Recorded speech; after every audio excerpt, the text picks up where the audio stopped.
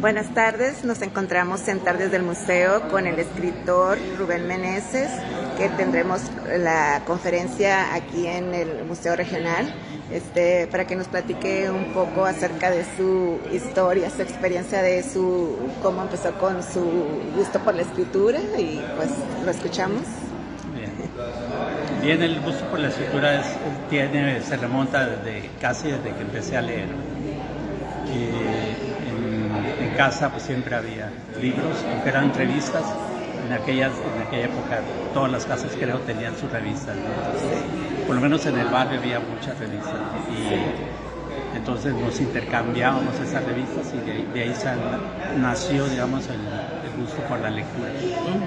La escritura la empecé a ejercer ya estando en la preparatoria, con poemas básicamente. Me gustaba mucho la poesía y leía mucho sobre ciencia ficción, sobre todo. ¿Te gustaba ciencia ficción? Ya básicamente la escritura más en forma empecé ya estando aquí en San Luis en los años 80 más o menos, y publiqué mi primer libro en el 94. ¿Y cómo se llamó? Es un poemario que se llama Sombras de vuelo. Sombras de vuelo. De vuelo. Posteriormente escribí mi primera novela, que se llama Give Me One Penny, y esa se publicó en 1996. ¿Y hablaba acerca de...? Esa novela habla acerca de la frontera, básicamente, ¿no? Y esa se publicó en 1996. Esa novela ganó un premio de Sonora, y posteriormente volví ya a escribir. Mi tercer libro fue otro poemario que se llama Bluesing. ¿Cómo? Bluesing. Bluesing. Sí. ¿Y qué significa? Es como, tiene varios significados, ¿no? Bluesing es del blues. Del blues, o bluseando, tristeando, sí. Quieran llamar.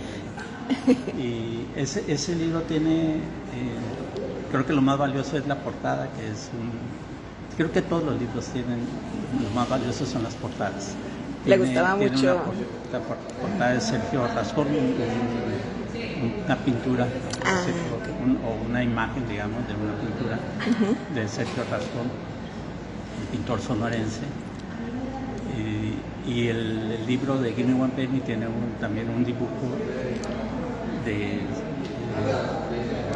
Osuna, Luis Osuna. Que era un ilustrador muy bueno, un músico también. Y bueno, esa es una carrera muy larga, ¿no? Que me ha llevado a escribir varios libros. ¿Cuántos libros ha escrito? No sé, unos 11, yo creo. 11 libros ha escrito hasta ahora. Entre ensayo, entre poesía, entre novela y cuento. Es más o menos en esto. Y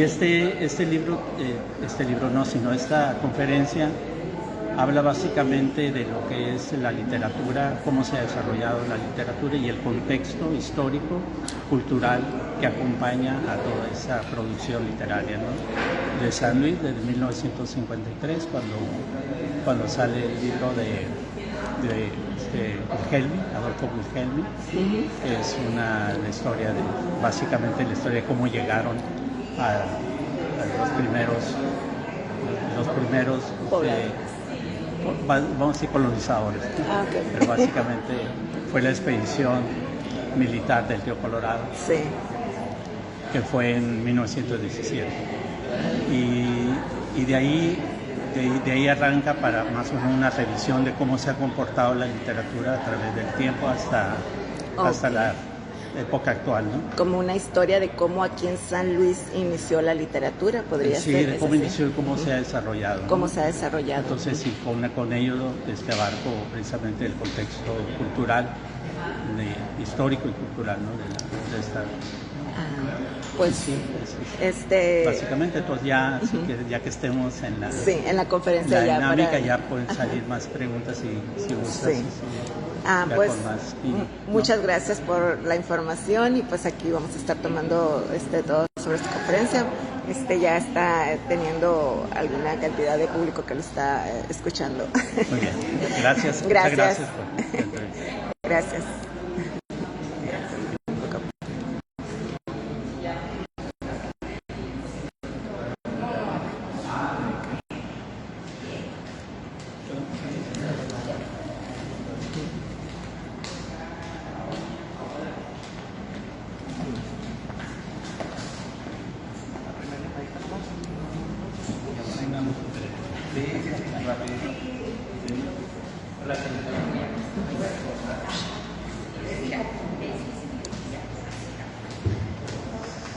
Sí, bueno, primera llamada, 2 minutitos comenzamos. Vamos a tomar su botella de agua, 2 minutitos y comenzamos.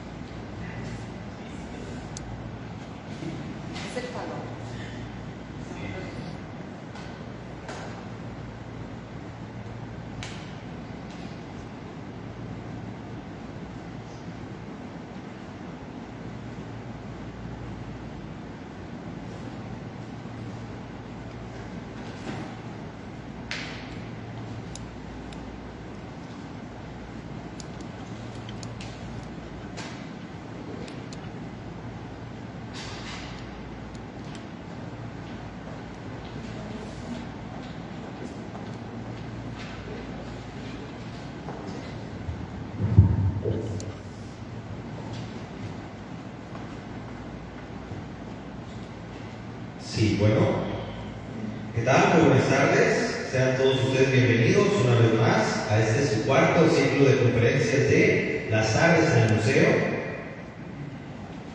El día de hoy tenemos un evento muy especial. Agradecemos a todos y a todas que nos acompañan el día de hoy, porque esta conferencia se realiza en el marco del 109 aniversario de la fundación de nuestro municipio San Luis Río Colorado, Sonora.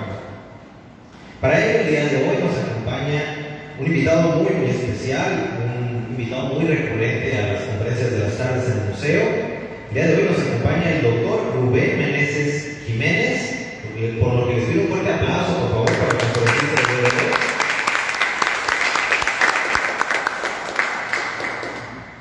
Les recordamos que estos eventos se realizan por encomienda de nuestro alcalde César Iván Sandoval Gámez, que nos dio como encomienda el de promover el uso de los espacios públicos y promover el conocimiento de nuestra historia y la cultura aquí en la región, y para ello se realizan estas conferencias a través de la Dirección de Cultura Municipal aquí en el Museo Regional.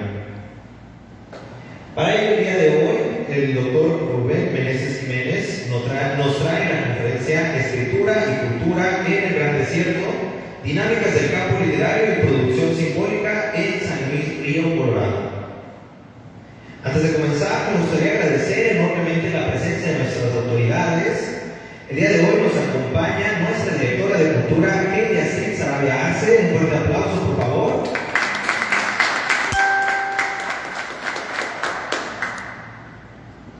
Continuando, me gustaría leerles una breve semblanza del conferencista que nos acompaña el día de hoy.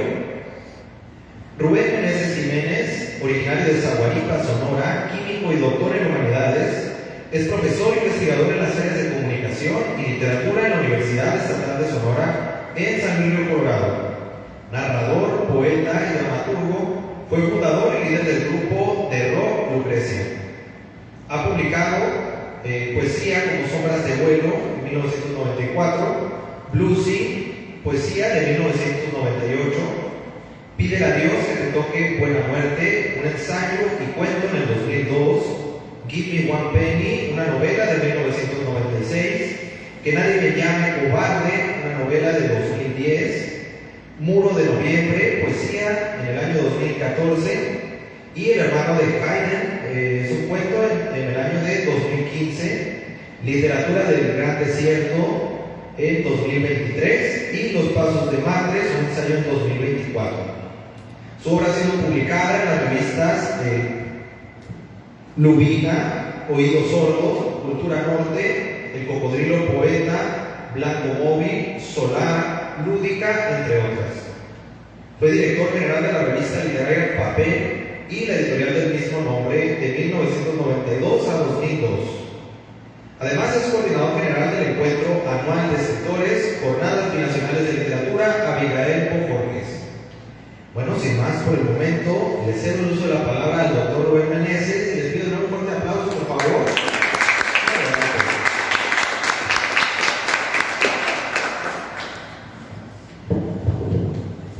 Bien, muchas gracias por su presencia, agradezco mucho que se haya tomado la molestia de estar aquí acompañándonos. Yo sé que hay muchas cosas interesantes, están también los partidos de fútbol y otras actividades que son relevantes, entonces es doblemente meritorio su presencia aquí. Agradezco mucho.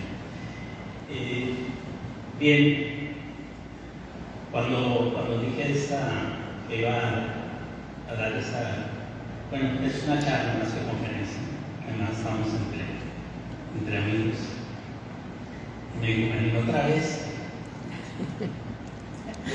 y ya vi, sí, pero vamos a hacer algo diferente.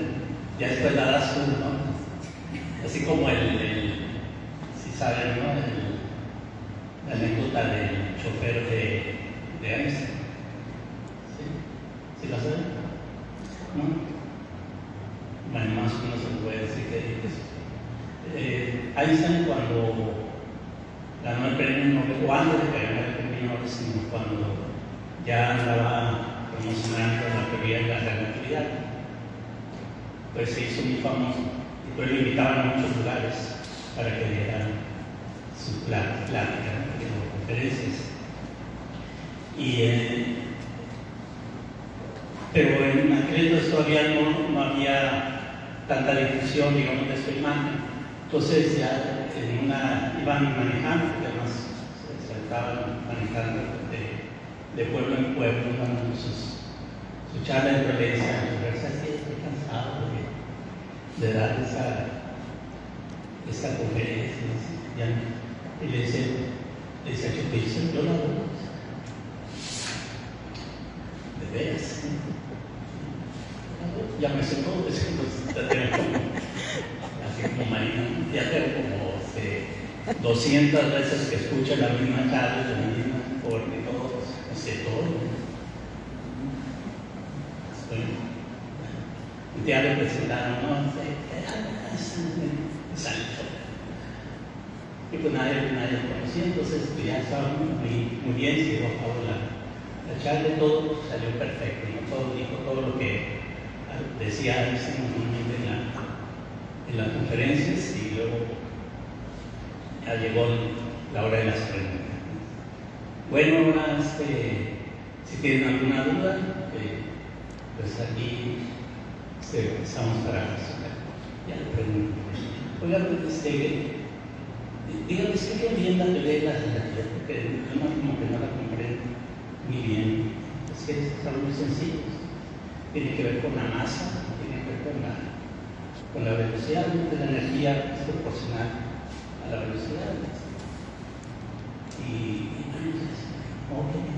ya es contestado estos 3 preguntas que oigan, fíjense que yo no entiendo también, y me gustaría que me explicara cómo es que los protones dentro de la molécula, cómo se comportan, hacia dónde se dirigen cuando hay esta energía que gravita desde una posición, digamos, de 5 metros.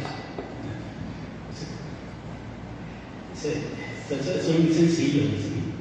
Es más, es tan sencillo, le voy a pedir al chofer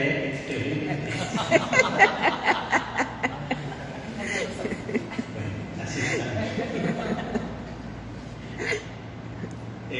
Bien, esta charla y en realidad es una charla y si quieren interrumpir, pues lo pueden hacer, no hay problema.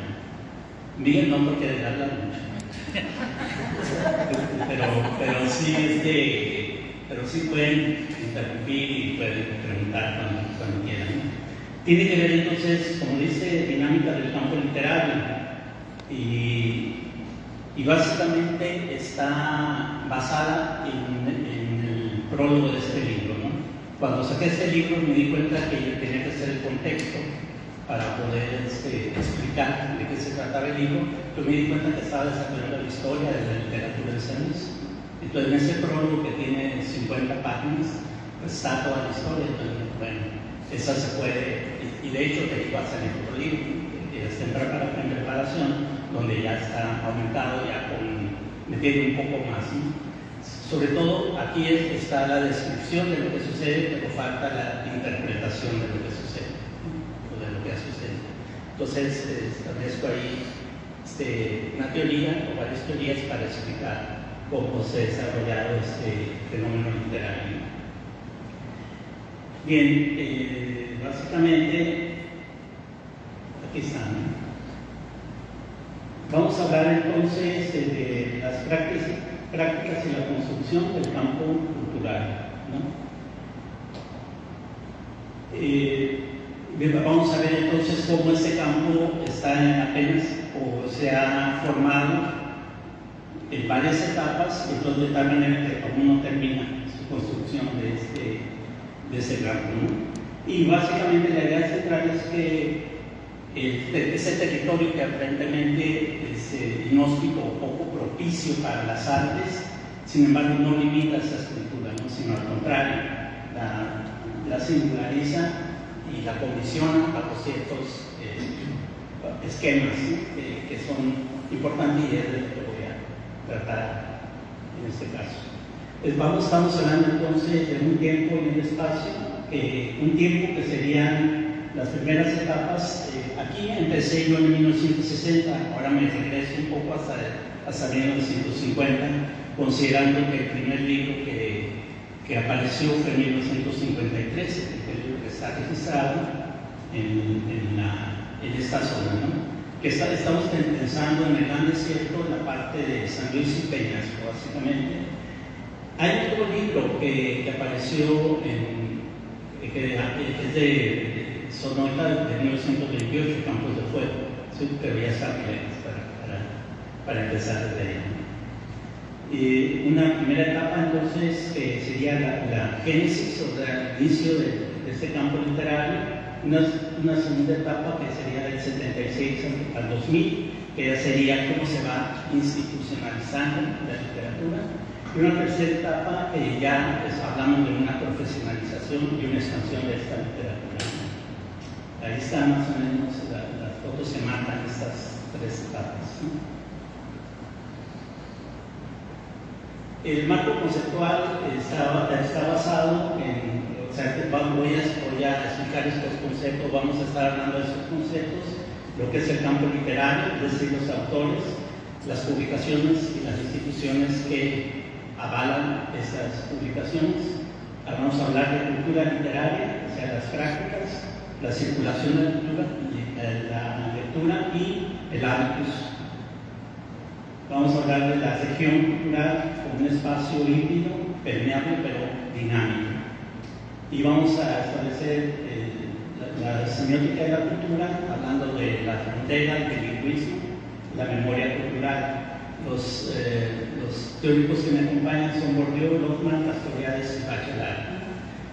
Bourdieu en el sentido del campo literario, Lotman en el sentido de la semiósfera, Castoriadis lo que es instituciones y lo que es hábitos, y Bachelard lo que se refiere al espacio.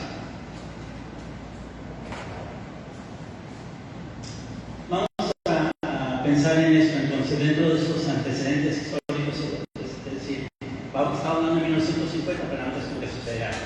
Y empezamos con esto, con el Carolina Dixon. ¿Qué fue el Carolina Dixon? ¿No? Es el barco en el que llegan los primeros pobladores, ¿no? Los colonizadores de alguna manera de San Luis, ¿no? en 1917. Y aquí este es un acto heroico, como está narrado por Wilhelm, Adolfo Wilhelm, que era el secretario del capitán Carlos Quetales, y escribe todo lo que sucedió. Hace una crónica muy interesante que hace sobre esta expedición, digamos, y entonces te das cuenta de todas las dificultades por las que pasaron y cómo fue que lograron establecerse en ese territorio.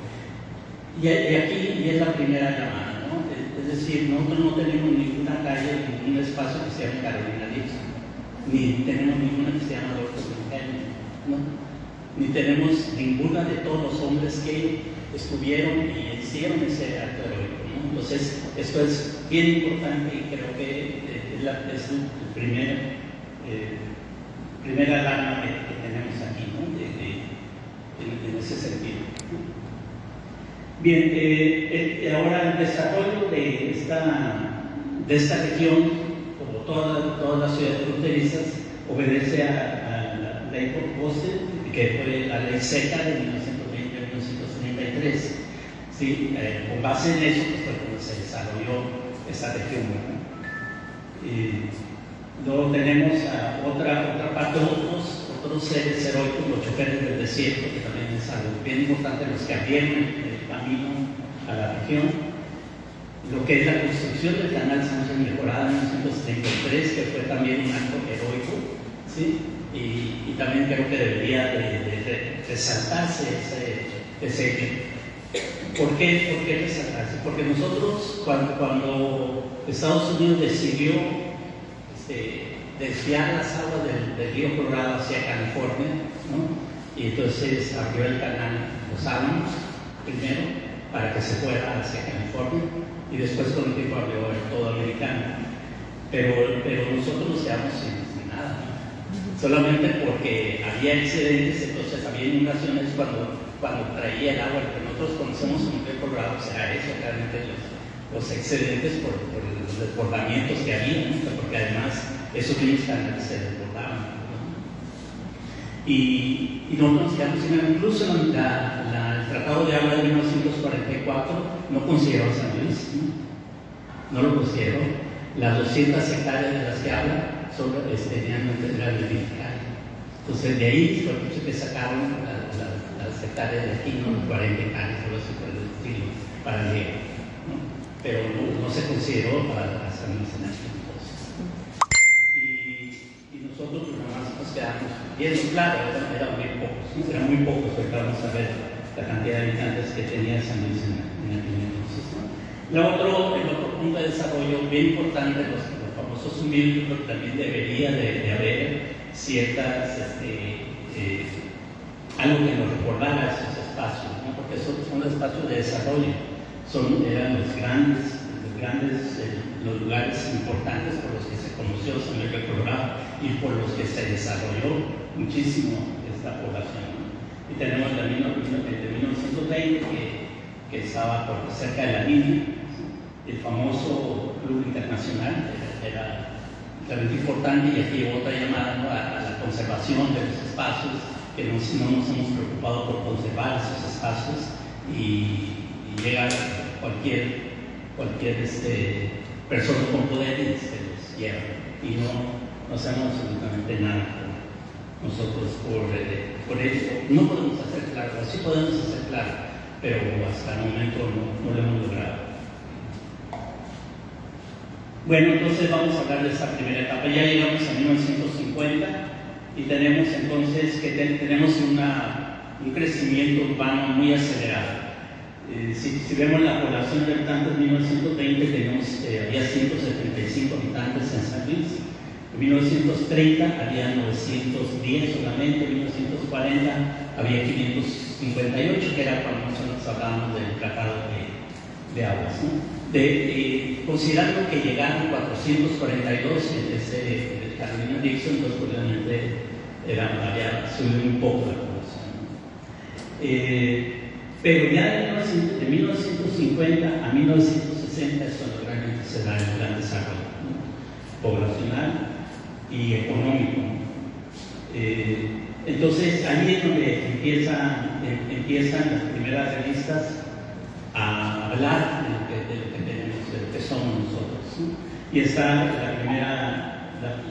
primer periódico que había por ahí otro, pero no lo tengo yo en registro. ¿Cómo se llama? Diario. Pero realmente el importante, el que daba más de mayor contenido, más frecuente, fue La Voz de San Luis, ¿sí? Que fue muy importante y duró 10 años. Allí es donde empiezan los primeros textos reconocidos. Tenemos esa novela de Gabriel Medina, que era el editor de esta revista, o es responsable de la sección cultural de esta revista, donde tiene esa novela Fantasio, que todavía no la hemos rescatado. Yo llevo una mitad nada más rescatada, me falta la otra mitad.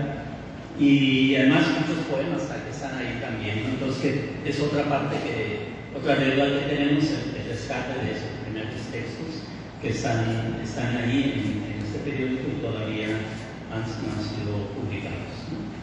Entonces tenemos solamente en esta etapa pues, tenemos publicación nada más en estos medios, ¿no? De periódicos y demás suplementos culturales. Hasta que llega este personaje a través de esa revista. Entonces estamos hablando de una expansión económica, ¿sí? Muy fuerte, pero también estamos hablando de algo muy importante. Empiezan las escuelas, entonces llegan los maestros, aquí los profesores, que es la primera élite cultural. Entonces la aparición de este periódico, de esta sección, pues obedece a eso, ¿verdad? A que había un público ahí, ¿sí? Había gente que demandaba de esos bienes culturales. Entonces tenemos esta élite cultural, que sería la de la Peña Literaria, donde estaba Ariel, donde estaba Pinto Salinas, donde estaba Gabriel Medina y otras personas, ¿sí? Y de ahí sacan la revista Azul. La revista Azul también hay que rescatarla, no tenemos hasta ahorita un ejemplar de esta revista. Pero ya básicamente fue cuando, esto lo dice después Ariel Borges, ¿no? De La Voz de San Luis, como la vanguardia en aquel entonces, los 50. Él escribe el primer libro, que es Ensayos Poéticos en la Ciudad de México. O sea, se va de aquí a la Ciudad de México a estudiar teatro, a la escuela de Lima. Y después gana el primer San Luisino, lo consideramos San Luisino porque se desarrolló realmente aquí, en esa Peña Literaria donde se hizo realmente, ¿no? Y gana el concurso de libro sonorense en 1957 y escribe, publica ese texto en 1960. Desarrolla una gran actividad, aún regresando a la Ciudad de México, empieza de nuevo a establecer una dinámica muy fuerte y muy importante, ¿no? Tenía un programa de radio que hablaba sobre poesía y también leían sus poemas, ¿no? Entonces ya empieza a haber un consumo en ese entonces, obedeciendo a ese desarrollo, y el consumo de bienes culturales en aquel entonces, ¿no? El arte fronterizo básicamente estaba ligado mucho a la cultura de Estados Unidos. Vamos a hablar del rock, en aquel momento yo ya estaba por ahí asomándome. El rock era nuestra vía, ¿no? Era todo lo que importaba en aquel entonces, ¿no? Y ahí tenemos el ejemplo, ¿no? El nombre del grupo más importante de aquel punto, Juan Diego Ríos, que también generan un movimiento muy fuerte, muy importante en la ciudad, ¿no? Y básicamente los movimientos contraculturales, que eran los que en esa época estaban muy fuertes en Estados Unidos, el salvismo llega a través de los pachucos, ¿no? Era como se reflejaba esa cultura, nada más. Los movimientos sociales del 67, del que hablábamos la otra vez, que tuvo cierta presencia, y el 68 de la Ciudad de México, que no fue tan relevante, porque había una gran campaña que estamos hablando de este hábito fronterizo, que era muy conservador, muy conservador. Entonces, aquí esas notas periodísticas están sacadas de ahí de La Voz de San Luis, de los hippies, ¿no? Revoltosos, mugrosos, o más bien era de otra revista, creo que era de Albor, que era la revista de la secundaria 22, donde hablaban de eso, ¿no? Y estaba muy ligado precisamente a lo que nos mandaban de noticias de la Ciudad de México y de Televisa, ¿no? Y ahí vamos, sí. Dijimos que podíamos interrumpir. Sí, pues, si no se me va a olvidar. En San Luis, cómo se vivió esa parte? Me llama mucho la atención la portada de Avándaro, cómo lo manejaron, ¿no? Los medios en el DF. Aquí, ¿cómo lo manejaron en San Luis? ¿De qué recuerdos? Sí, así como decíamos, ¿no? Hablaban de esto, ¿no? Exactamente reproducían lo que decíamos allá, lo que decían allá en la Ciudad de México. Estaba eso. El boleto ese que está ahí es el que yo tuve en la mano, por eso está ahí. Gracias. Como decíamos, la sociedad sanluisina es una sociedad heterónoma. ¿Qué significa eso? Que se dejaba influenciar por lo que le llegaba, ¿no? por el exterior. Sí, pues las noticias llegaban y formaban el hábitus. El hábitus son las disposiciones que tenemos nosotros para aceptar determinadas conductas o determinados razonamientos con respecto a la cultura. Estamos aportando a la pregunta aquí que es el arquitecto. Aquí tenemos el Brega respecto al 68, ¿no? Específicamente. El Brega tiene una sección política, no recuerdo exactamente el nombre, pero el señor Gilberto Apodaca Hues era el dueño del Brega. Sí tenía un cierto posicionamiento, ¿no? O sea, si había cierto reflejo, había cierto eco hacia los alumnos que se movilizaban, ¿no? Y si los categorizaban, reproduciendo ese mismo discurso que había en la época. Muy interesante. Está muy interesante ver esos reflejos en las secciones políticas sobre todo, pero sí dieron eco aquí en San Luis Colorado. También lo del 67 sí hubo cierto eco, sobre todo en la movilización de Sonora, pero aún faltaría ver qué tanto eco, digamos, social hubo, que sí lo hubo, pero que tanto se reflejó en los periódicos. Sin embargo, el eco fue político. El tema de la gobernatura de Faustino Feliciano sí tuvo movilizaciones políticas acá que fueron cubiertas por los periódicos y sobre todo de las asociaciones de choferes, ¿no? Se movilizaban mucho respecto a eso. Lo que he encontrado yo, ¿no? A lo mejor habrá más cosas ahí, pero sí está muy interesante, ¿no? Cómo se refleja en lo nacional o estatal, que también cómo se refleja aquí en lo municipal. Sí, como Faustino no. Faustino no. Sí. Bien, en esta época estamos hablando de que San Luis se fanaba de ser la capital deportiva de Sonora. Hay un personaje muy importante, muy interesante, que también debería rescatarse mucho su historia y su labor, que es Leiva Castro, ¿no? Leiva Castro realmente se movilizó mucho, que es lo que debemos hacer nosotros, ¿no?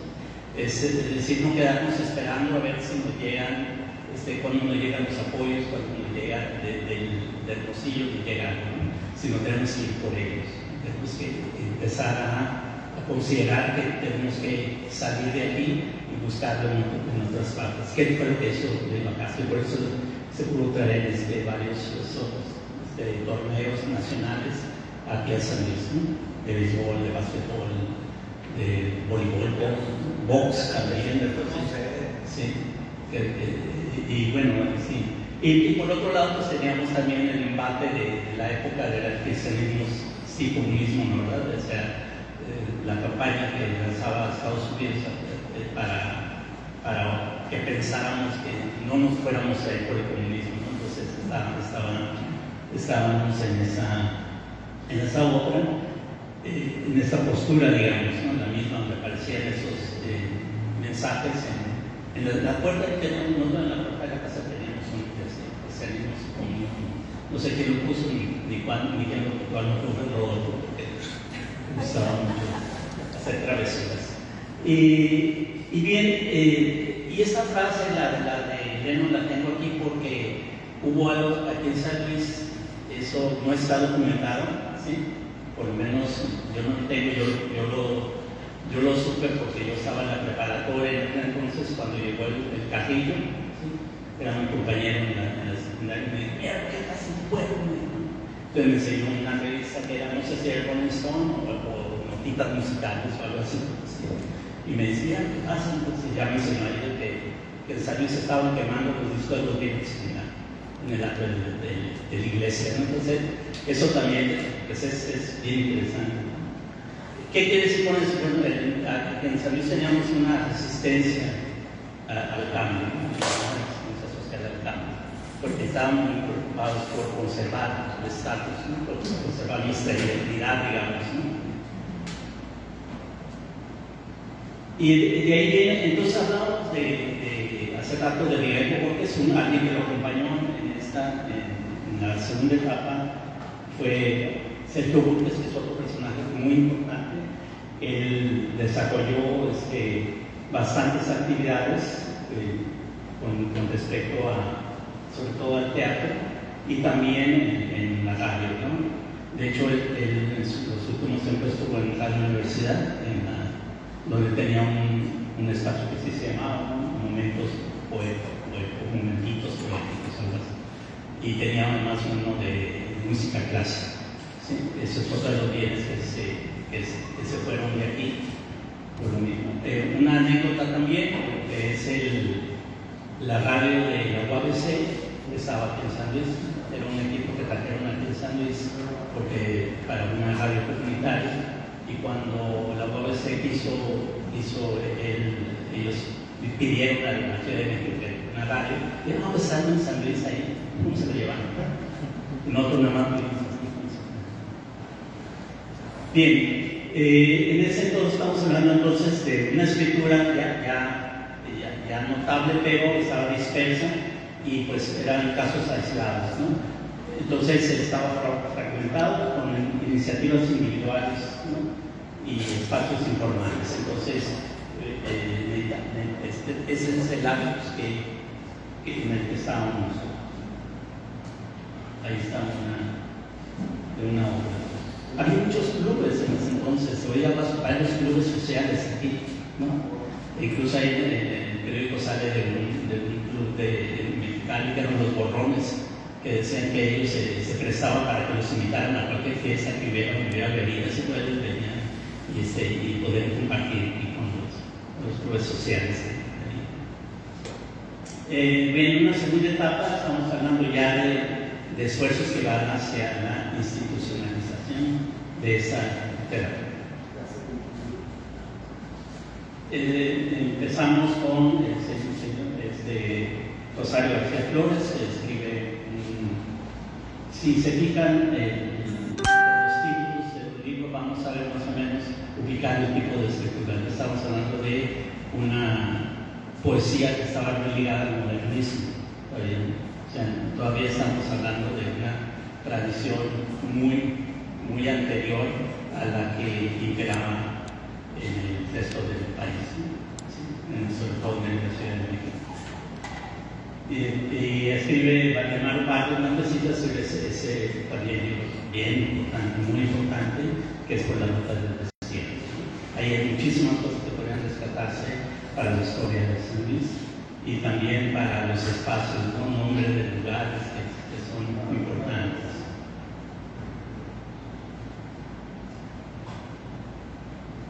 Y ya vendría después, en 1978, o de 75 al 78, este libro, que es ya otro grupo. Estamos hablando entonces del primer grupo, que fue en 1952 más o menos, que es el de Miguel Borges, y después tenemos en 1975 al 78, que es el de Un grito en el desierto, con tres poetas, básicamente ligados a la poesía,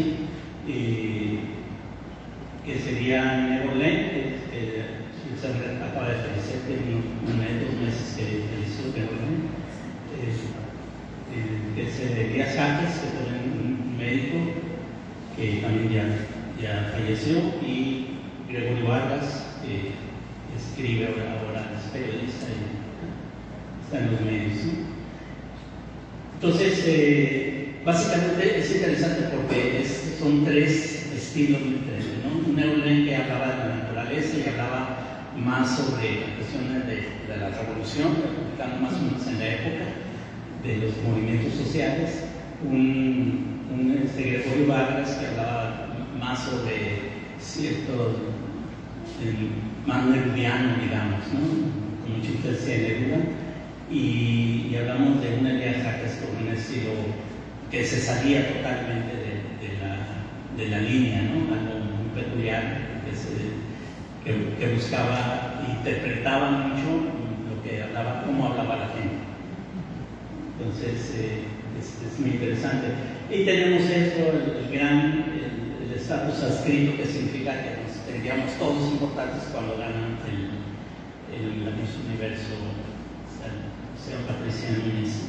Entonces, eso nos da un valor como sociedad, nos sentimos entonces importantes. Ya nos sentíamos antes importantes con los torneos nacionales, ahora nos sentíamos importantes con eso. Y ya la emergencia de nuevos espacios como la Universidad de San Luis. Esto también es algo que se debe de estudiar. La Universidad de San Luis fue un esfuerzo también de mucha gente. Hay una foto por ahí, que acaba de ser una foto donde está el patronato por la educación de San Luis y se traen y logran traer aquí a la Universidad de San Luis. Si se fijan, estaba en donde es la secundaria, la primaria, la de Largo de Rodríguez, ahí estuvo ubicada en el centro. Entonces, eso es muy diferente a cuando se forman CESUES y la mandan a la orilla. Entonces, son dos cosas aquí notables. Una, al estar en el centro, entonces está cerca de la población y se genera un núcleo que puede servir para el desarrollo cultural, ¿no? ¿Sí? Cuando se va hacia allá, pues nada más estamos pensando en el estudiante como un trabajador, como un empleado, ¿no? Entonces, y ese fue el origen de CESUES, de crear empleados. Acá se creaba, aquí teníamos una escuela, por ejemplo, de arquitectura, ¿no? Había arquitectura, había derecho también, ¿sí? Allá ya desaparecen estas carreras, entonces desaparecen las humanidades. Entonces, si queremos explicar el bajo desarrollo cultural de San Luis, veamos eso, ¿no? ¿Sí? Bien, en ese entonces empiezan aparecen estos libros, ¿no? De Rosario García Flores. La experiencia de un estudiante es algo muy interesante, porque nada de lo que hacen, ¿no? Los estudiantes cuando se van allá, en este caso a la carretera. Primicias y la política. Entonces, si vemos otra vez, pues nada más por los puros títulos, estamos ubicando que seguimos todavía en un hábitus conservador, ¿no? Seguimos todavía considerando la poesía como hablar de amor o de cosas de los, ¿no? Hacia, básicamente en este caso, hacia la mujer, que no tiene nada de malo, como la forma, ¿no? Y hasta que aparece la Casa de la Cultura. La Casa de la Cultura es un detonante muy fuerte, ¿no? para la cultura de San Luis. Empiezan los primeros talleres y entonces surge la Casa de la Cultura en 1985, pero para 1987 ya la quitaron. Surge porque dependía de CESUES, ¿no?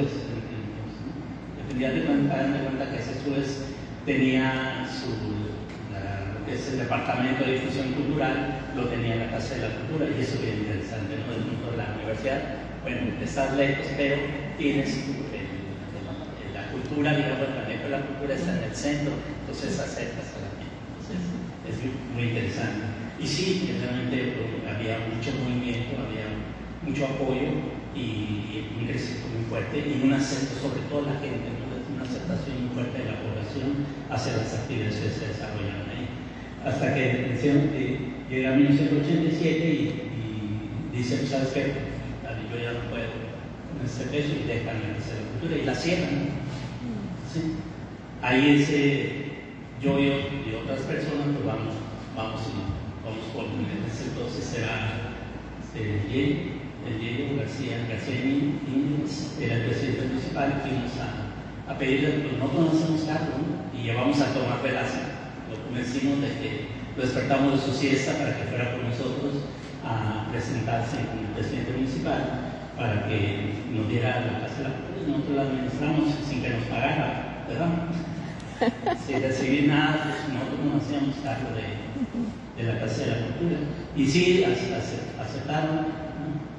Pues claro, empezamos hablando de ellos. ¿Quién sabe qué tantos dibujos hizo? Pero bueno, aceptaron de que no les va a costar nada más paguen los servicios. Esto. Y sí, así fue que los asaltamos la Casa de la Cultura. Y ya después, en el 88, pues ya fue más institucionalizado, ya le pagaron al director. ¿Quién fue el primer director? De la Casa de la Cultura, Tomás. Sí. ¿Dónde se encontraba esa casa? Esa es donde está la 9 quinta. Le quitaron un espacio, le robaron un pedazo a la secundaria. ¿Dónde está? Sí, ¿verdad? Esa. Está igualito, nomás que sí, pero todo feo, ¿no?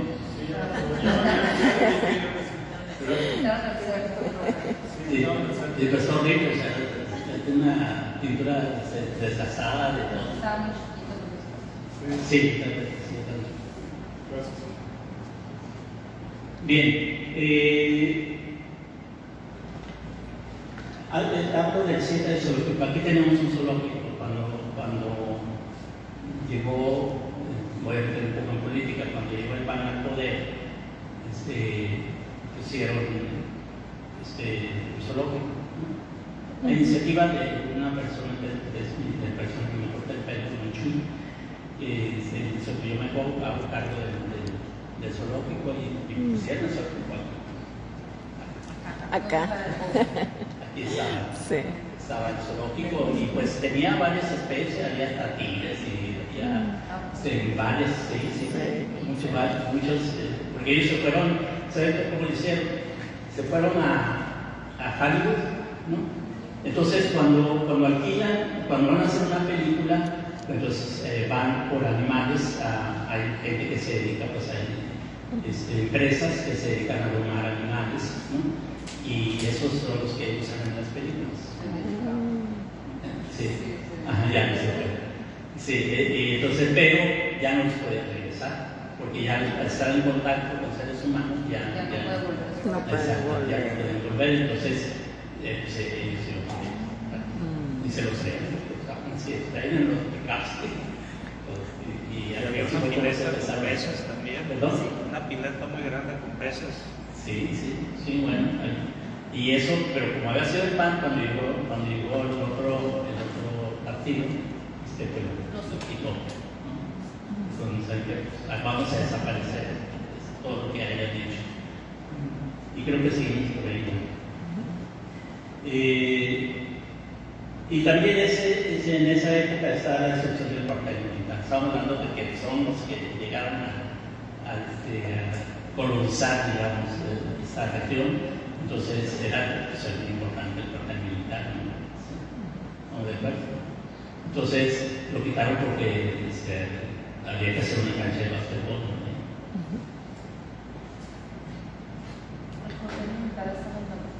En la bajada, en la Morelos y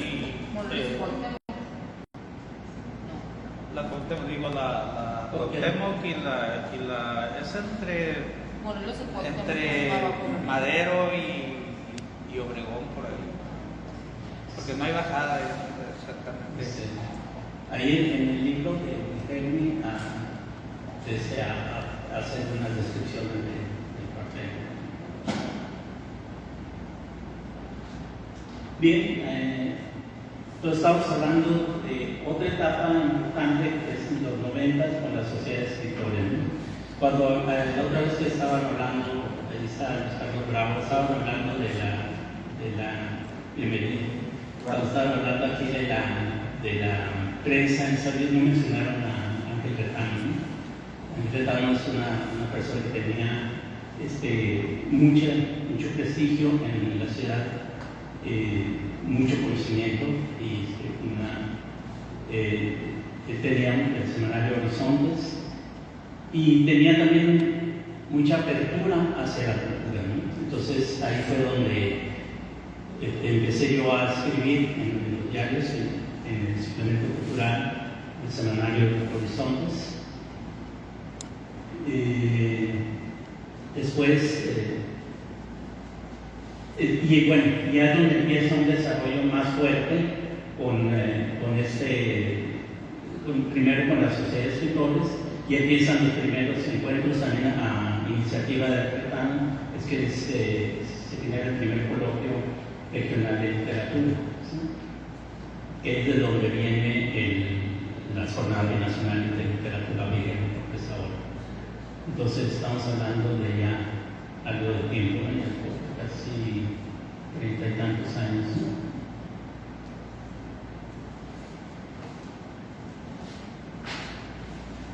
Y en ese entonces empieza de nuevo, llegar de nuevo a Guillermo Borges a San Luis, ¿no?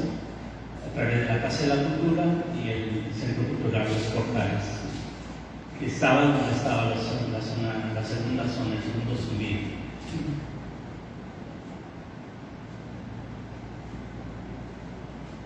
Y ya empieza algo que también que es muy relevante, a la distancia yo lo veo así, en la revista Papel, que tuvo una gran repercusión, no solo local, sino nacional. ¿Por qué? Porque hubo varias iniciativas fuertes ahí, un grupo de colaboradores, un grupo de ilustradores de San Luis, ¿no? Porque también algo que yo me propuse que fueran puros ilustradores sanluisinos, ¿no? los que empezaron. De hecho, el primer conflicto que sucedió en la revista fue precisamente por poner un grabado o un dibujo de Reino, ¿cómo se llama? Martínez de Martínez Rey. Entonces, como puse esa figura, me corrieron de la revista. No pasó nada, en el siguiente número ya salió yo como director de la revista. Y empieza, digamos, ya no solo la revista, sino ya empieza la editorial, ¿no? Editorial Papel. Entonces, Papel tenía eso, ¿no? Primero, que los ilustradores fueran locales, los colaboradores no pueden ser locales, o sea, muy pocos locales porque digamos que ya teníamos en contacto con colaboradores de fuera, ¿no? Entonces eso también fue un acierto y pues básicamente el nivel de la revista era muy aceptable, ¿no? Entonces tuvo mucho prestigio hasta que de los ilustradores que se quedó ya de planta fue Luis Osuna, que es otro artista muy importante. Me gustaría hacer una exposición con todos los dibujos de él que están en la revista. Creo que se puede rescatar eso si podemos hacer una exposición de todos los dibujos. Es muy interesante, ¿no? Porque además hacía poemas y los ilustraba. Bien, empieza entonces a aparecer más libros, ¿no? Y algo muy importante, lo que provocó Papel también, es que de pronto influye lo que fue a Guillermo Borges con la revista Azul que hablábamos, ¿no? Llega a Papel, y también Neverland, ¿no? de un libro en el desierto. Entonces se crea ese diálogo intercultural, ¿sí? Ese diálogo entre tres lugares en la cultura de San Luis, ¿no? que son importantes. Como capital simbólico tenemos, creo que el más fuerte representante de la literatura del desierto, Guillermo Mundo. ¿Sí? Ya para el fin de los 90 ya empieza un desarrollo más acelerado. Hubo un personaje, Manuel Canillada, de que hablaba la otra vez, que pues era una persona con mucho, pues un gran bagaje, ¿sí? Dentro del periodismo, y pues él hizo una muy buena labor en el suplemento Don Quijote de la prensa de aquel entonces, ¿no? Con la difusión de la literatura en San Luis. Entonces ya empezamos a ver que ya se empieza a configurar, se configura como una práctica cultural la más notable de la literatura en San Luis.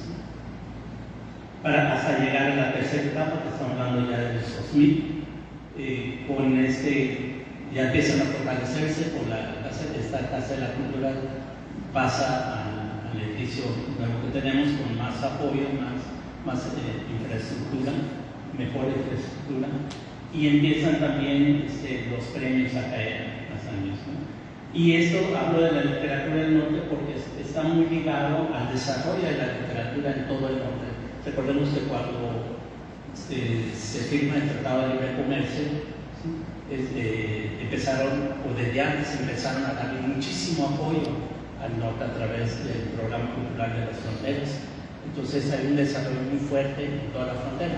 Ahí donde el desarrollo de la literatura sanluisina está ligado a ese desarrollo de Tijuana, Cali, de Ciudad Juárez en la literatura. Nos conocemos todos y estamos desde entonces en esta red, digamos, de escritores. Que eso es bien importante, ¿no? Y ya empieza entonces ya una multiplicación, una diversificación de géneros, ¿sí? Con varios autores que empiezan a producir ya en otro tono, otro estilo diferente al que teníamos antes, ¿no? Y aquí tenemos, por ejemplo, un ejemplo de los premios, ¿sí? El premio el premio Libro Sonorense es el premio más importante del Estado, ¿no? Entonces vemos que aquí César Hernández, César Hernández gana ese premio de novela en el 2004, en 2005 Ignacio Mundácar, que es el de Pablo, gana el premio sonorense, también libro sonorense, y Manuel Canella, que en ese entonces estaba presidiendo aquí, gana también ese premio de libro sonorense, ¿no? Entonces ya estamos hablando de una consolidación de esa literatura sanluisina. En el 2007 lo más importante lo más relevante, digamos, es la presencia de la banda de la Escuela Secundaria de Ríos en el Festival de las Rosas. Y aquí lo interesante es que aquí sí se preocupa por hacer la crónica de todo ese momento, ¿no? Escribe ese libro que es interesante porque está escrito todo lo que sucede, ¿no? Y otros autores empiezan a aparecer dentro del ámbito. Y luego ya más adelante, en 2009, ya empiezan otros más premios, ¿no? Con respecto a la literatura, que le da cierto realce. Y volvemos aquí, puse ese mural de mosaico del centro, porque en la época tenemos esto positivo, pero tenemos esto negativo que sigue ahí está, ¿no? Ese mural de mosaico del centro que era muy interesante y que todavía debemos de seguir, no dejarlo de fuera hasta que lo vuelvan a poner, ¿no? Y bueno, mi hijo y yo mismo pues ya somos reconocidos fuera en el Estado, ¿no? Ese homenaje es el más fuerte que le hacen a los escritores en el Estado. hasta llegar a Edgar y Nayeli, que son, digamos, los representantes de esta nueva ola de escritores, que pues ya vemos que ya no se queda solo, que se va a Abigail y ya no hay escritores, sino que ya, si mañana ya no soy yo, pues van a seguir otros, ¿no? Y eso es interesante y creo que sí es labor también de todos nosotros, ¿no? de apoyar a los escritores. Entonces, empiezan, ¿no? Ahí tenemos más o menos cómo se fue comportando la literatura, ¿sí? Ya se va haciendo más diversa, pero siguen esos acabarse con el patrimonio cultural, ¿no? Y entonces los edificios representan mucho, Pablo lo sabe muy bien. Los edificios son parte onírica, ¿no? Es una resonancia, o sea, está dentro de nosotros, ¿no? Y es una memoria, o sea, todos nosotros, cuando ubicamos un lugar, una ciudad, ubicamos pocos espacios, ¿no? Representativos, entonces debemos conservarlos todos esos.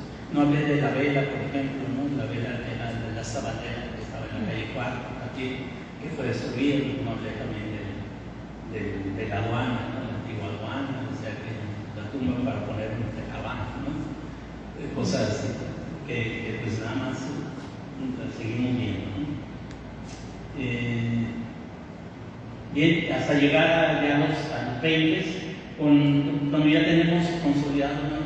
ya podemos ubicar a una serie de autores, los emergentes, los que están en producción y que están en camino y los que ya están de alguna manera consolidados, que son reconocidos, ¿no?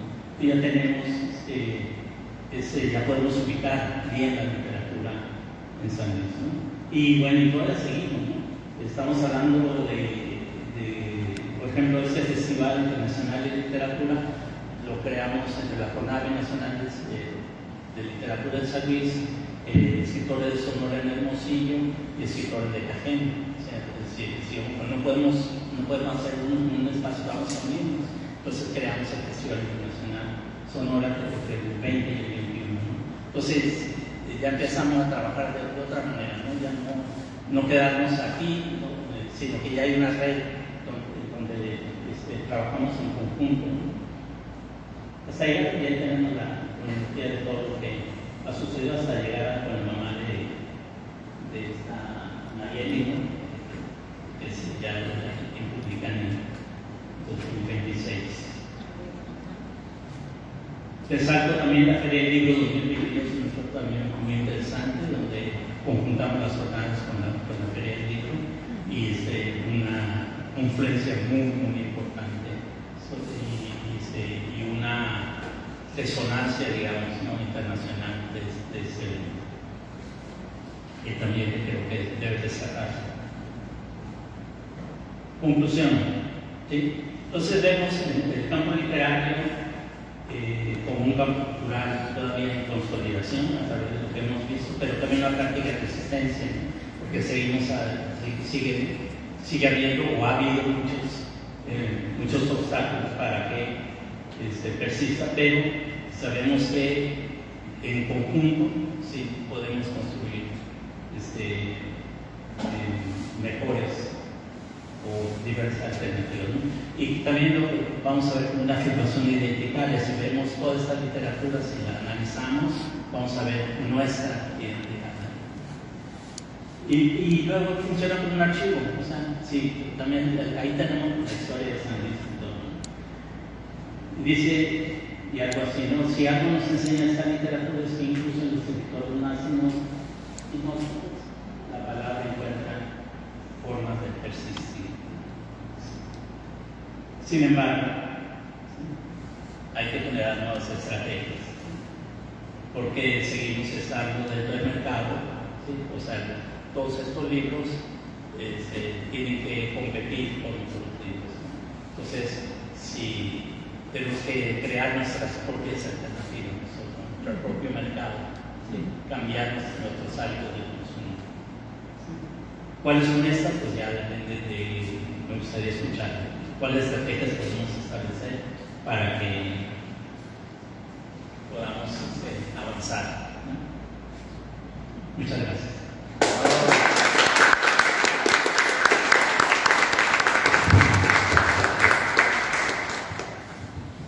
Entonces, a partir de aquí se abre el espacio para preguntas, comentarios.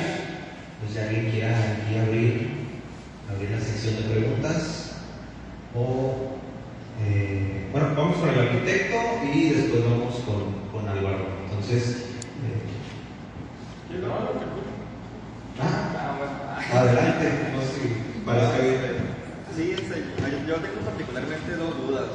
Ahorita, por ejemplo, en la conclusión mencionada, pues, esta cuestión de la identidad de San Luisino y de su historia en la literatura. Pero a mí me interesaría saber cuándo considera usted que se puede ya hablar de una literatura sanluisina, pues, que hubo algún momento en particular, alguna época en particular. Y otra duda, bueno, va relacionada. ¿Dónde encajaría esa literatura sanluisina dentro de esta literatura del noroeste?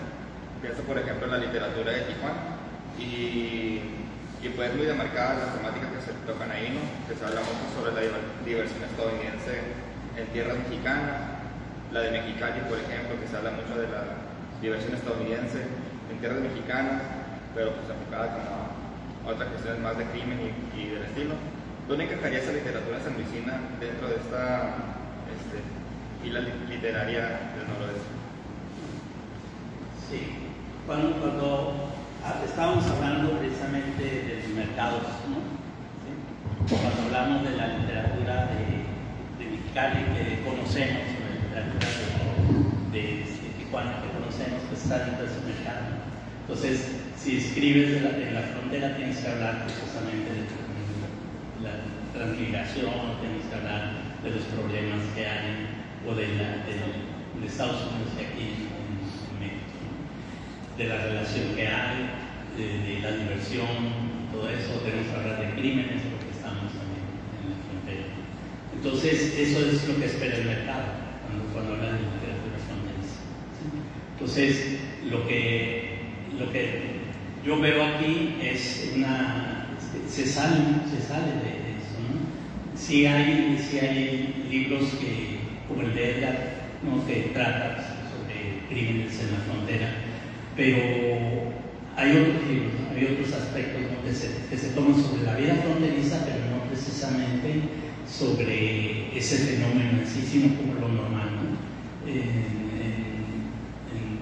En Gimmelman hay la relación, ¿no? Está la relación porque cruzas, tú siempre cruzas y vas a contar. Y eso es en Nadie me llame cobarde está también ese cruce, ¿verdad? Pero no hay el problema migratorio en sí, sino como lo vivimos nosotros, ¿no? Entonces, está la vida fronteriza, pero la vida cotidiana, básicamente, ¿no? O sea, no estamos dentro del mercado, de los temas del mercado que estén en moda, ¿no? Si lo pensáramos así. Y está bien, ¿no? Porque precisamente la alternativa es crear nuestra propia literatura, ¿no? O sea, tenemos que hablar de nosotros. Y vuelvo a lo mismo, ¿verdad? Lo que tenemos que hacer es escribir bien, ¿no? Escribir con calidad, porque esa literatura entonces nos va a distinguir en cualquier espacio, en cualquier lugar, ¿sí? Si no escribimos así, hablemos del tema más de moda, pues no va a servir de nada, no lo va a distinguir, ¿no? ¿Sí? Y la primera pregunta, ¿cuándo? Yo creo que yo ubico exactamente la aparición aquí de Darío Galaviz. Y también es un momento interesante porque en esta Casa de la Cultura, cuando teníamos tomada la Casa de la Cultura, hicimos un taller literario, ¿no? Pero pues en realidad no teníamos mucho conocimiento, o sea, pues nada más escribíamos, estaba el Goya, estaba el Niño, estaba el Manuel, pero pues y yo y otros, ¿no? que estaban ahí. Esos otros son importantes también, pero ahorita no recuerdo los nombres. Y entonces pues leíamos nuestros textos, nos explicábamos, hablábamos que estaba viendo, pero no teníamos realmente las bases para poder dar opiniones que fueran válidas o que tuvieran un valor, digamos, que fuera más allá de lo estético, ¿no? Decir que me gusta o no me gusta. Entonces, de pronto llegó Darío Galaviz, que era un maestro de la Universidad de Sonora, ¿no? Que había estudiado en el Colegio de México, y llegó a San Luis. Llegó a San Luis por iniciativa de Guillermo Munro. Guillermo Munro, en Peñasco, es medio enfadoso por eso ha logrado muchas cosas. Él fue a Hermosillo y fue con Lupe Aldaco, que era la segunda de literatura de Moncada. ¿Sí? Y entonces estableció contacto con él y le dice, ¿sabes qué? Pues, yo quiero tener esa novela y yo quiero meter a escribir bien. Entonces dijo, ¿por qué no me mandan a una persona para que nos dé un taller allá en Peñasco? Y luego puede ir a en Peñasco. Entonces, pues ya que sí, así generaron esa dinámica. Y ya Darío Galaviz, pues me gustaría ir a San Luis. ¿Por qué? Porque él había sido, no lo dije. En ese taller de pronto salió un concurso en Ciudad Obregón, en el diario El Yaqui, de poesía, y todos mandamos, todos fueron como 20, mandamos, entonces allá les llamó la atención, ¿no? Que están malísimos todos, ¿no? pero era un fenómeno interesante, y parte del jurado había sido Darío Galaviz. Me gustaría ir para ver qué onda con estos datos, ¿no? Y entonces, cuando vi esa oportunidad, entonces ya se decidió que ir a San Luis también. Y había una oportunidad, en ese entonces había un vuelo en el aerolito, que no era el aerolito, pero era algo semejante a un cambio de 8 plazas que venían a Peñasco y luego a San Luis, cuando había aeropuerto, y ya se regresaba. Entonces estaba bien, un vuelo interesante, había 2 horas de camino, ¿no? y entonces iba a Peñasco el sábado o el viernes, ¿no? Y luego se venía el sábado.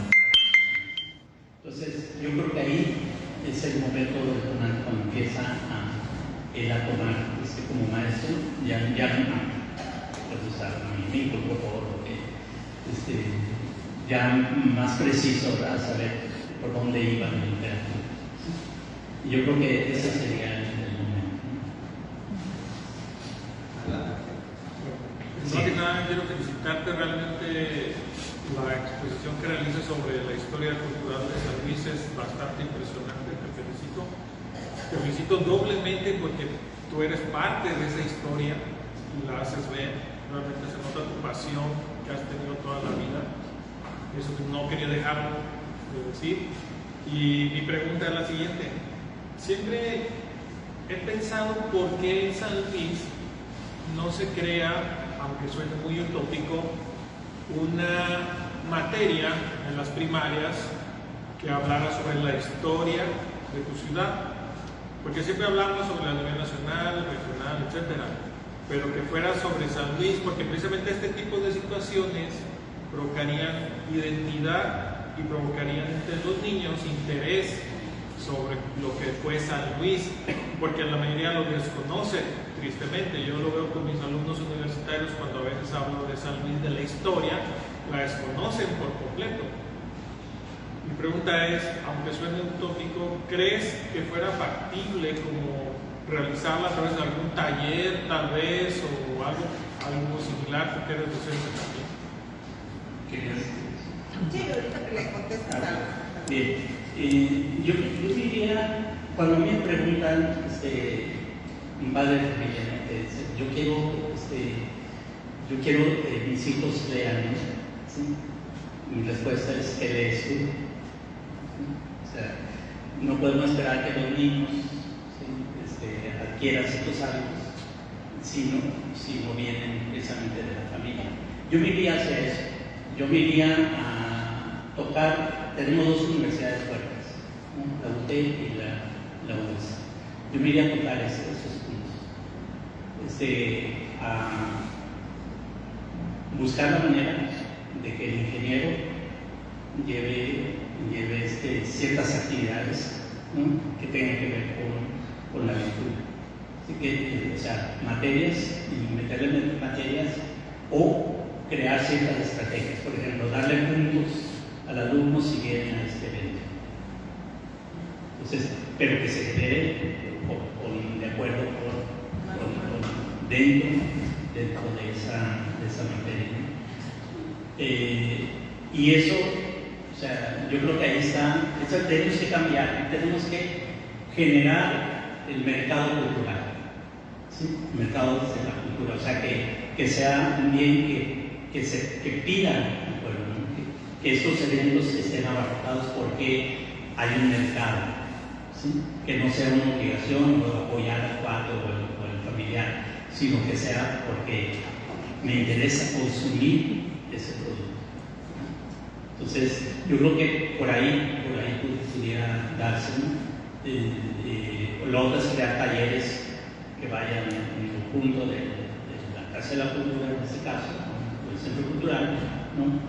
con estas universidades. Para que un taller de crónica vaya, que es más fácil, ¿no?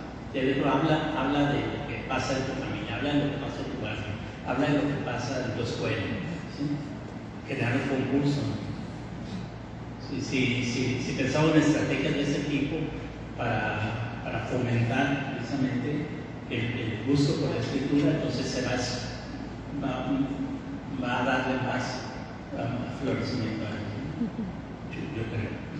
Pero estrategias, no quedarnos aquí, no quedarnos quejándonos en que hay público ahora y mañana no, sino crear estrategias para atacar ese problema grave, ¿no? Es muy grave porque la gente que llega al poder normalmente no tiene conciencia sobre la cultura, no sabe qué pasa con la cultura. Entonces, ¿qué hace? Pues escoge a alguien, ¿no? que tenga cierta afinidad, que tenga cierto conocimiento, y bueno, tú nomás me reportas a mí cuántas gentes que te esperan fueron al evento, está bien, pero no están interesados en que haya. Entonces, esa gente que son las que salen de las universidades, que son las que salen de la escuela y que pues, ya fueron, vamos a decir, adoctrinadas. ¿Sí?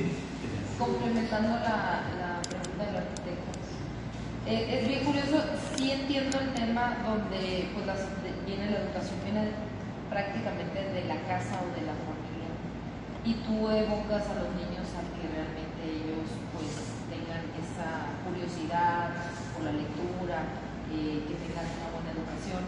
No todo es en las escuelas, eso es lo mejor, ¿no?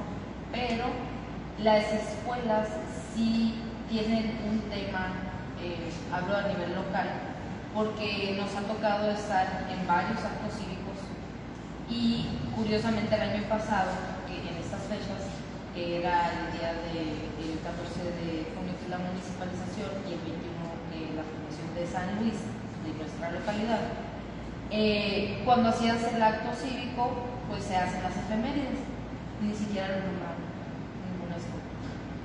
Era en el mes, porque estamos hablando de que íbamos cada lunes y en esas 4 escuelas a las que asistimos, en ninguna nombraron la efeméride del mes, como la municipalización tan importante y la fundación de San Luis, que son fechas que te evocan o por eso se hacen este tipo de eventos donde pues realmente nosotros estamos recordando que estamos en el aniversario o en el marco de y tratando de recordar esta historia, porque pues tenemos que, así como se hace en los libros para regresar a los inicios, a la raíz, para nosotros saber qué es lo que hemos hecho, qué es lo que, como lo explicó usted. O sea, yo lo quiero felicitar porque realmente pues lo explica muy bien y no todo el mundo tiene el don de poder compartir la historia de manera adecuada.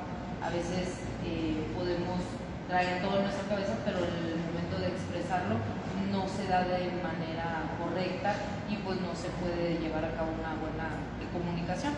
Pero sí, yo pienso que complementando, vuelvo a lo mismo, complementando el tema de por qué no se hace una estrategia donde pues se participen todos en conjunto, no solamente el tema del municipio, sino también el tema colectivo, el tema de las instituciones instituciones educativas y todos estén en conjunto. Entonces, pues de parte de lo que es el municipio se hace el esfuerzo porque pues se vaya dirigido todo al tema cultural, pero obviamente pues el mayor esfuerzo lo hacen personas como usted, que siempre están, como dice usted. Yo estoy en un cargo público, donde soy funcionaria pública y pues voy a hacer la gestión administrativa de la dependencia. Sin embargo, yo tengo la responsabilidad de sumar esfuerzos con personas como usted, de sumar esfuerzos con todos para que el tema cultural no vaya a morir ni se quede ahí, sino siga creciendo o avanzando. Entonces, pues sí, complementando el tema, sí hace falta esa estrategia en lo que es el sector educativo y mucho, porque pues de perdida de manera local, saber o conocer nuestras raíces y nuestra identidad, pues sí.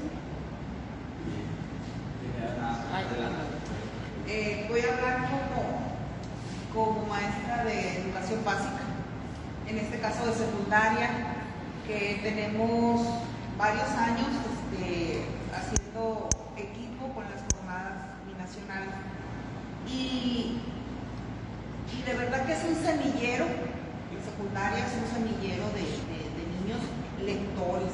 Dicen, no, es que no leen. Sí leen. Hay algunos que verdaderamente les gusta y esos son los que tienen más interés cuando van a llegar los escritores, cuando vamos a hacer el café literario. Entonces, a lo mejor me veo muy pretenciosa de exponer una estrategia, ¿no? No podemos poner una materia en sí, ni en primaria, ni en secundaria, una materia como tal, no, porque eso ya viene dentro del programa, ¿no? Pero sí tenemos la libertad en secundaria, creo que en primaria también, pero no estoy muy segura, de estudiar la literatura o de incluir en el proyecto que estemos viendo literatura escrita por fronterizos o por San Luis. Y sería muy importante que nos reuniéramos, a un representante de cada secundaria que tenemos esa comunión con las jornadas nacionales, y que ahorita estamos en un muy buen tiempo para poder seleccionar textos, para poder seleccionar autores que vayamos a ver en el próximo ciclo escolar. Y que sea también una forma de la venta de esos libros, porque ahí los muchachos, a la hora de que están los escritores, pues ellos quieren comprar el libro, ¿no? Y ni los escritores llevan tantos, ni hay algunos niños que no van con el dinero suficiente para comprarlo. Entonces, si se hace ese marketing que tú hablabas ahorita, o sea, armarlo de tal manera, ahorita que no hemos hecho la programación de clases del próximo ciclo escolar, bueno, pues ahí lo podemos incluir, y que sea premios para los niños que lean más libros y que los comenten o que los digan en frente de los escritores. Yo creo que sería muy provechoso para todos, tanto para la motivación, porque imagínate, o sea, como escritor y que quieran o que seleccionen algunos, o sea, tus textos, que los puedas vender, y ellos pues que conozcan la historia de aquí, de su entorno, de su contexto, ¿no? Yo creo que sería algo que se pudiera armar bien. Fíjense que ahorita que están complementando lo que está diciendo la maestra y lo que comentaron, yo leí apenas una maestra de Tamaulipas, precisamente tiene una iniciativa muy buena, se llama algo así como, es en la primaria, como reporterito de tu ciudad, algo así se llama, en donde a los niños de su salón, por iniciativa propia de ella, creó todo un sistema, no nada más es así, tal cual, donde le piden que alumnos investiguen cosas dentro de su comunidad, dentro de su barrio. O sea, hagan un reportaje de la tienda de la esquina, del restaurante de cerca. Y se me hace que esas cosas, como dice la maestra, serían muy buenos. O sea, porque en realidad tenemos mucha identidad en San Luis. Porque muchas veces nos preguntamos, ¿tenemos o no tenemos? Y creo que sí existe la identidad fronteriza, es muy grande. Y creo que podría ser valioso esto.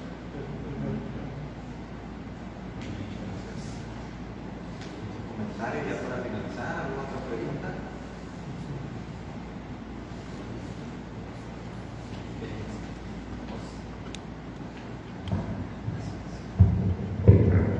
Bueno, entonces nos da mucho gusto aquí por parte de la dirección que exista esta gran interacción por parte del público. Precisamente para eso son estos espacios.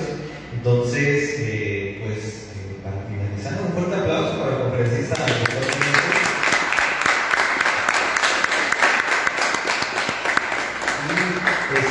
Antes de ya dar por finalizado la conferencia del día de hoy, vamos a tener unas palabras por parte de nuestra directora de Cultura, Katie Sarabia. También fuerte el aplauso.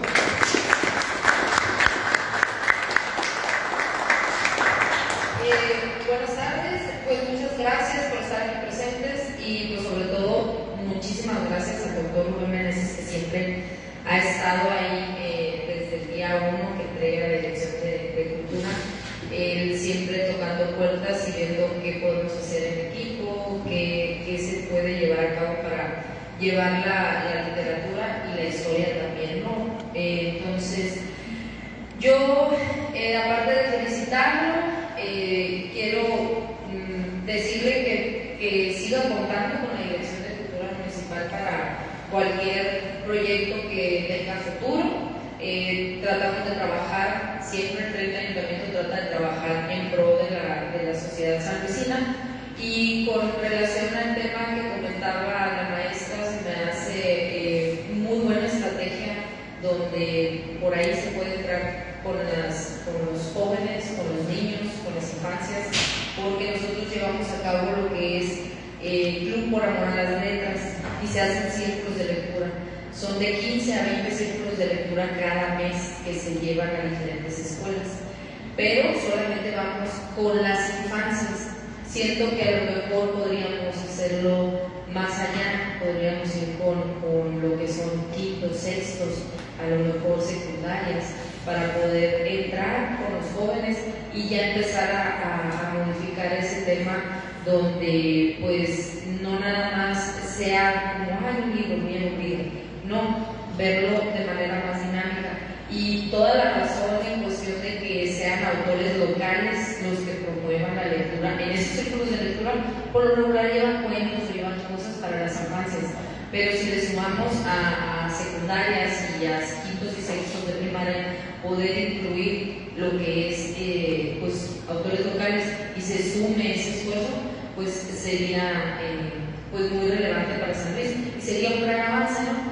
Siempre son cambios, en San Luis siempre va a haber cambios, pero dentro de los cambios, pues yo estoy muy agradecida por estar en la Dirección de Cultura y por tener a personas como usted, Rubén, que siempre están ahí apoyando la cultura de nuestra localidad. Entonces, muchísimas gracias por sumarse a las tardes en el museo y le vamos a hacer entrega del reconocimiento. El Ayuntamiento de San Luis, a través de la Dirección de Cultura Municipal, tiene el honor de entregar el siguiente reconocimiento al doctor Rubén Meneses Jiménez por su valiosa participación en el programa Tardes en el Museo el día 16 de junio con la conferencia Escritura y Cultura en el Gran Desierto, dinámicas del campo literario y producción simbólica en San Luis Río Colorado, promoviendo la literatura e historia en nuestra comunidad. Muchísimas gracias. Bravo.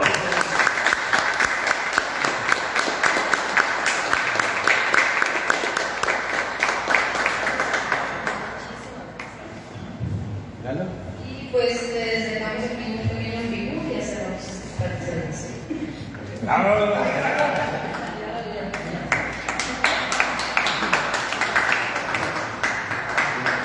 Brevemente, quienes nos han apuntado, por favor, ahí está la lista de entrada.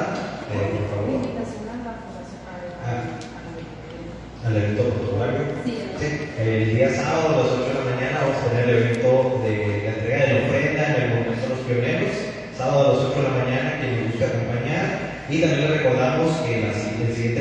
tenemos la conferencia con cronistas aquí de San Luis de Colorado, también en el marco del 109 aniversario, entonces pues todos invitados, ¿no? Y la fiesta es el día 20, la fiesta, ese es la mejor. Y pues muchas gracias.